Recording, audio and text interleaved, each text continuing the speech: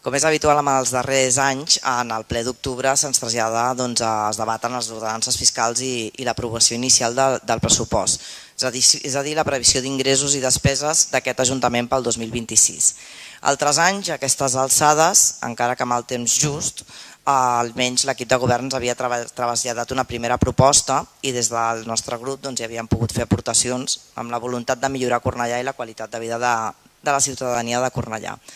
Enguany, però, encara no hem tingut tampoc ni aquesta possibilitat i estem segurs que el govern municipal té el pressupost treballat des de fa mesos. Com a mínim nosaltres ho tindríem. Suposem que el proper ple ens presentaran l'aprovació inicial i ens diran que és responsabilitat nostra haver-hi fet propostes. Considerem que és una llàstima de nou que perdem l'oportunitat de crear consensos polítics per transformar i millorar la nostra ciutat i que haguem de treballar a correcuita per poder fer aquestes aportacions en positiu.